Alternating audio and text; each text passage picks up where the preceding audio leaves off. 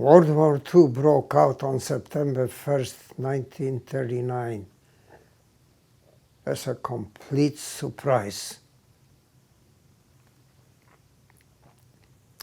Hitler came to power in 1933, and shortly after he came to power, he started arming Germany.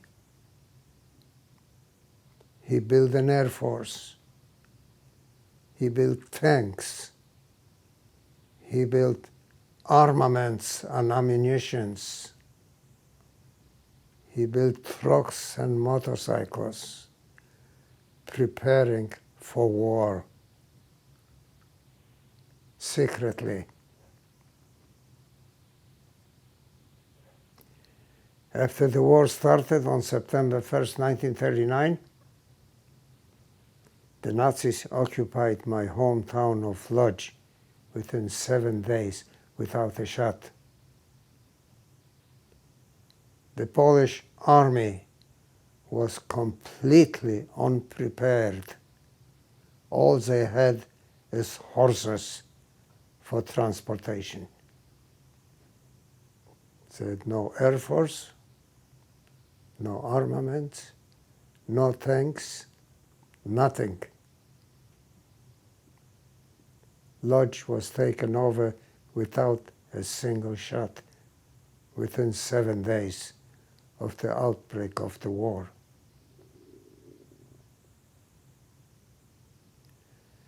Shortly after the outbreak of the war, the Nazis took the old part of the city of Lodz and started building a wrought iron fence around that part of the city. And that was going to be the ghetto of Lodz.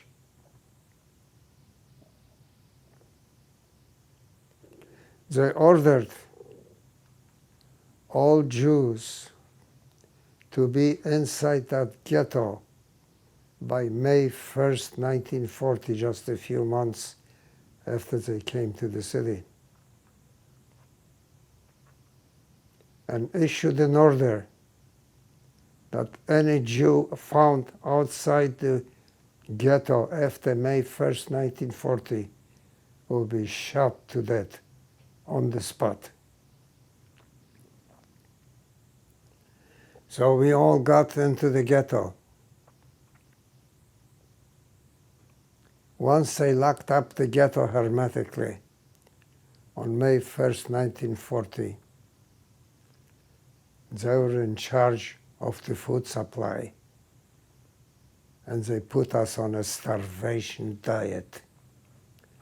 They gave us just enough food so we do not die from starvation, but I saw many people dying of starvation in the ghetto of Lodz. In addition to starvation, we had a typhus epidemic. Henry developed a high fever, 105.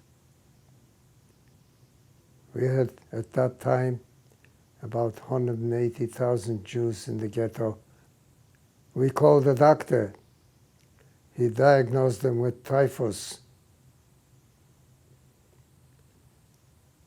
So we took him one of the two hospitals. And when we got there, the next day, Henry was not there. So I asked the nurses, "Where is Henry?" He was taken out of the hospital and placed in a truck, the kind of a truck with spaces between the boards, 30 layers of live people on top of each other. They were taken straight to the gas chambers in Auschwitz and gassed the day they arrived. And Henry was in that group of people. He died in a gas chamber and obviously I have never seen him again. That's what happened to my brother Henry when he was 11 years old, 5 years younger than I was. I had an older sister, Fela. She was 3 years older than I. When the war broke out,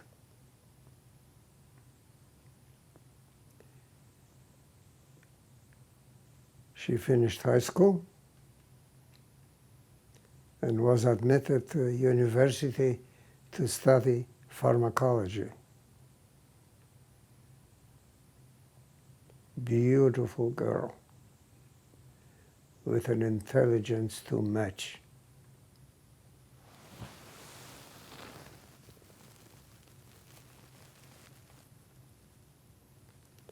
My sister Fela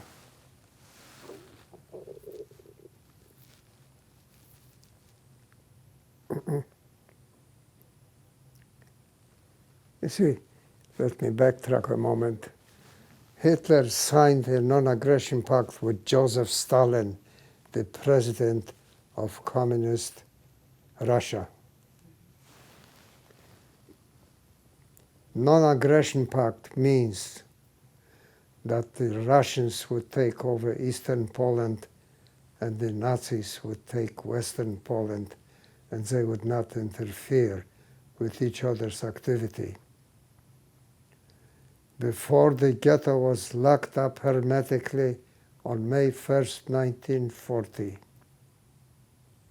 it was still possible for Jews to escape from the Nazi-occupied Poland and go to the Russian-occupied Poland. The Russians did not kill Jews. Among those people who escaped to the Russian part of Poland was my sister Fela.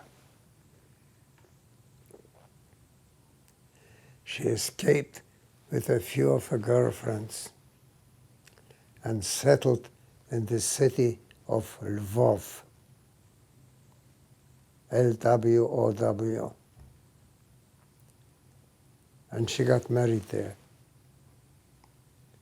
And once they hermetically locked up the ghetto on May 1st, 1940, we were completely cut off from the rest of the world. There was no radio, there was no telephone, there was no mail. We had no idea what's going on outside the ghetto. So we lost contact with my sister Fela.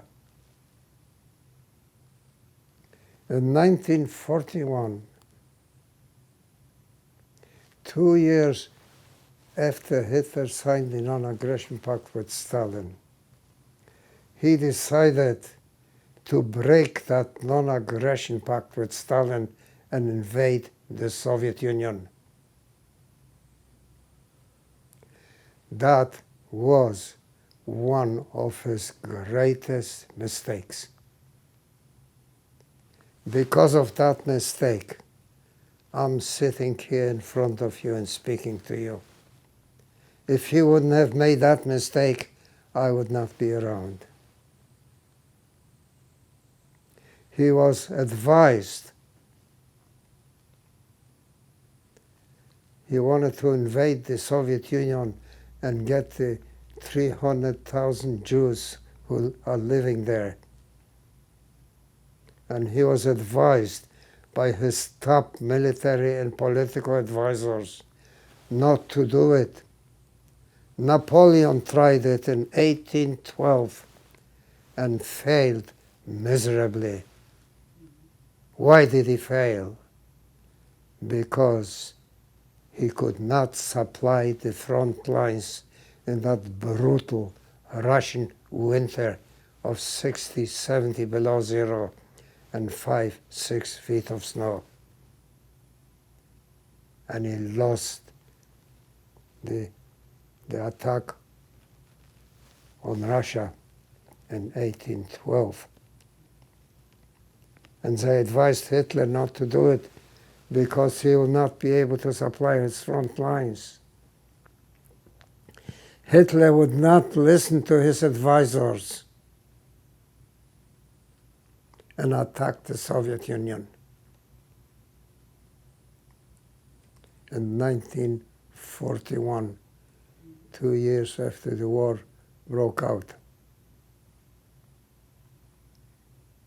And he took over the city of Lvov, where my sister was located. I didn't know what happened to her until after the war. I met a lady from the city of Lvov. There were 110,000 Jews in the city of Lvov. And that lady managed to escape from the ghetto which the Nazis built after they took over. She told me what happened to the Jews of Lvov and my sister Fela. The Nazis came with machine guns and killed all 110,000 Jews in the ghetto of Lvov, including my sister Fela.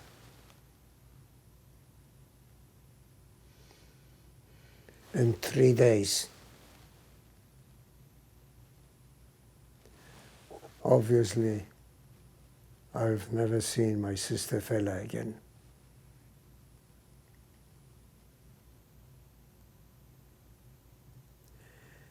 My father was taken out of the ghetto with 600 other men, and we didn't know what happened to them. Until after the war, I met a man who escaped from that group of 600, and he told me what they did with them. They had him carry heavy rocks from place to place. Useless work. He has never done physical work. He was a businessman. And they put them on a starvation diet, and they all died out. So I have never seen my father again.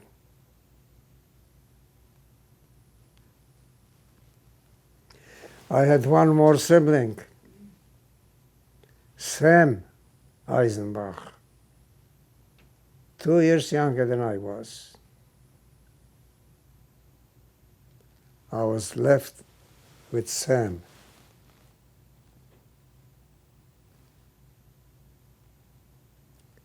And I got an order to report for deportation.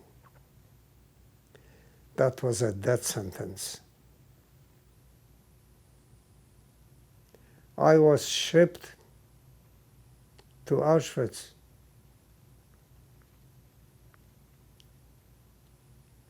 And I was in front of the gas chambers.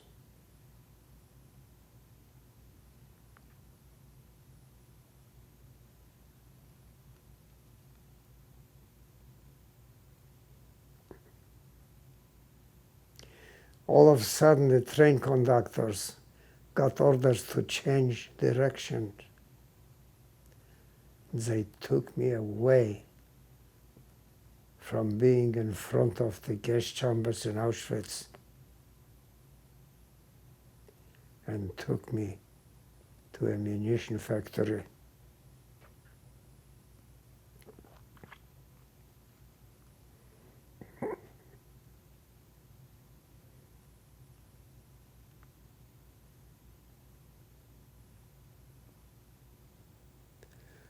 My brother Sam was not ordered to report for deportation.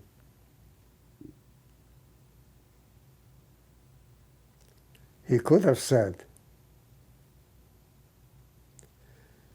"Jack, I know where you are going. You are going to the gas chambers. I'm not going." He didn't have to go. He wasn't ordered to report. But that's not what Sam said to me. What he did say to me is Jack, our entire family is now gone. They were shipping Jews by trainloads, 8,000 Jews per load to gas chambers in Auschwitz, Majdanek, and Treblinka, where they also had gas chambers.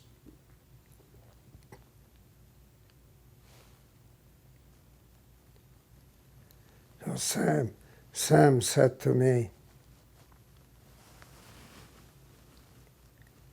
our entire family is now gone. Just you and I are left.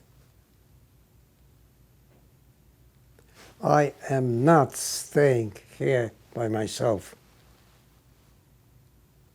I'm going with you.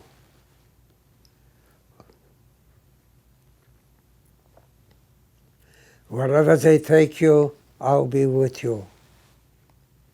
And whatever happens to you will happen to me. And he said that knowing full well that he's going with me to the gas chambers. That's the kind of love we had in our family. That's the kind of bond we had.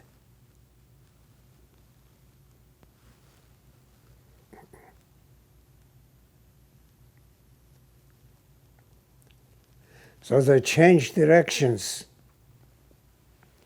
and took me away from being in front of the gas chambers and took me to a munition factory.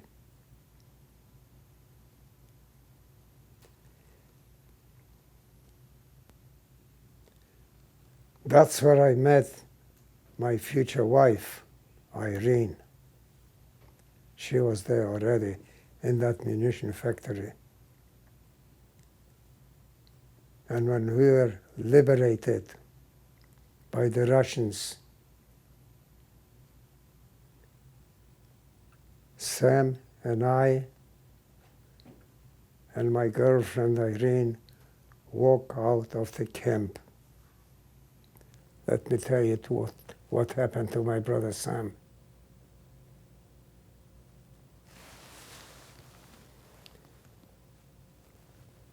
After he obtained that high rank, one rank under a general, the army decided to send him to the city of Bialystok, 70 miles from Lodz.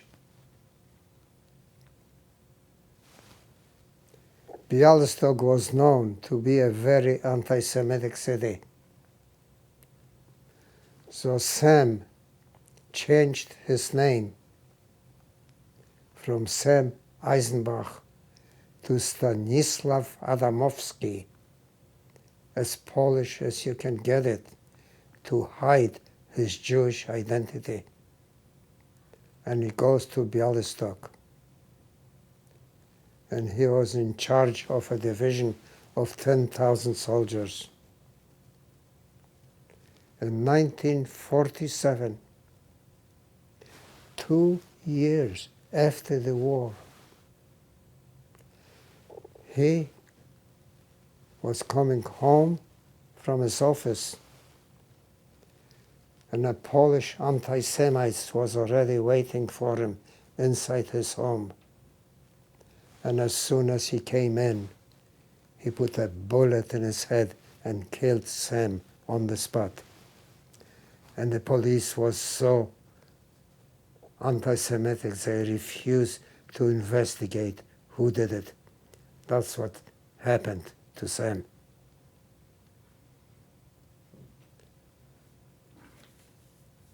So now,